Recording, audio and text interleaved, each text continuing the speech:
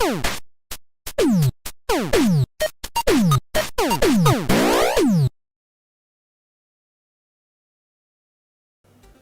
عليكم ورحمة الله وبركاته. أهلا فيكم في فيديو جديد من روبومانيا. إن شاء الله في الحلقة راح نراجع كاسلفينيا ذا هولي ريليك على جهاز NES، واحدة من أفضل الهاكات اللي لعبتها بصراحة. هاللعبة نزلت قبل بضعة أشهر وكانت تحت التطوير من حوالي أكثر من سنة، وأخيرا حصلنا على المنتج النهائي. طبعا هي نزلت كلهم شغلة على المحاكي في البداية، وبعدين سووها في كارتج. الفريق اللي صمم هاللعبة هم نفس الفريق اللي صمم كاسلفينيا كروس اوف ميستوريز، واللي تعتبر من افضل هاكات.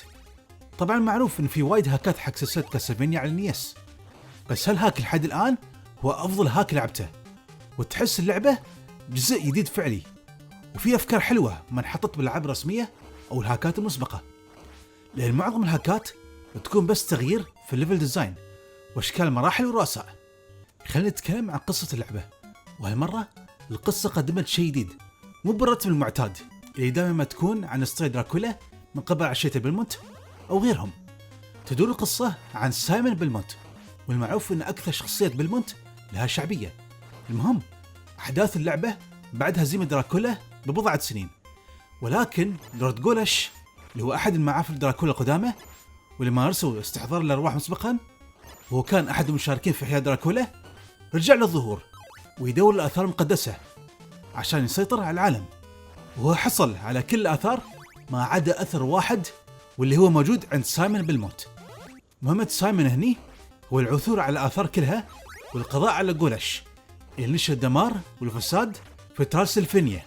هالمرة شفنا شيء جديد، مش كل لعبة كاسلفينيا لازم يكون فيها دراكولا تحديدا. الحين خلينا نتكلم عن الجرافيكس.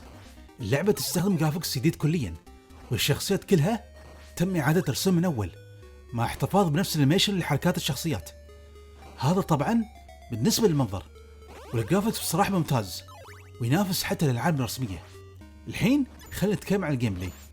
في بداية اللعبة هم يعطونك الخيار انك تختار مراحل عكس الألعاب الرسمية، وما في لعبة كاسلفينيا قدمتها للسوب قبل. بعد ما تختار المرحلة تقدر تختار أحد الآثار المقدسة، وبنتكلم عنهم بعد شوي. الجيم بلاي هو نفس الجزء الأول من كاسلفينيا مع نفس العناصر والأغراض، لكن مع تغيير في توزيع المراحل أو الليفل ديزاين، وكالعادة هو مسلي وما في ملاحظات كبيرة عليه.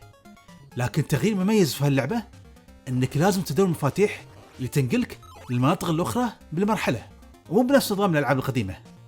كيف تحصل مفاتيح؟ عن طريق الشموع الزرقاء. الشموع الزرقاء هي أحد الإضافات الجديدة باللعبة، وهي بالعادة تعطيك أغراض قوية ومهمة مثل القلب الأزرق واللحوم اللي تزود طاقتك. بس في شموع زرقاء محددة تعطيك المفاتيح بس.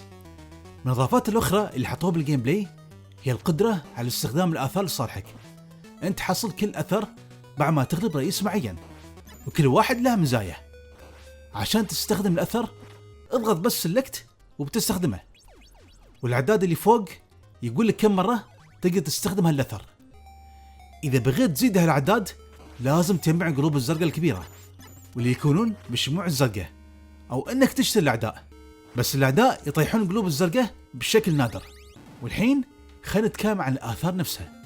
في قلادة الكروس ودورها أنها تشتري كل عدو بالشاشة، وفي التاج اللي يخلي ضربة الصوت جدا قوية لفترة بسيطة، وهي جدا بتفيدك ضد الرؤساء وبالأخص ضد الرئيس الأخير. في بعد السلة اللي تخليك غير مرئي لفترة بسيطة. في بعد الفنجان اللي يزود طاقتك، وهذا بعد جدا مفيد في حالة إذا وايد تعورت. وأخيرا الأحذية اللي تخليك تنزل من أعلى شاشة عشان تتجنب الأماكن المزعجة اللي يمكن تموت فيها وايد. بس أنا مستغرب ليش محاطين أحذية نسائية. المهم بالنسبة للرؤساء فهم رؤساء جداد بالكامل ومو بمكررين. يمكن جريم ريبر هو القديم فيهم ككون رئيس أيقوني، لكنه مو بنفس صعوبة الألعاب الرئيسية. والرؤساء بشكل عام ممتازين. بالنسبة للليفل ديزاين فهو ممتاز بعد، وفكرة انك تستكشف المكان عشان تحصل مفاتيح حلوة ومبتكرة.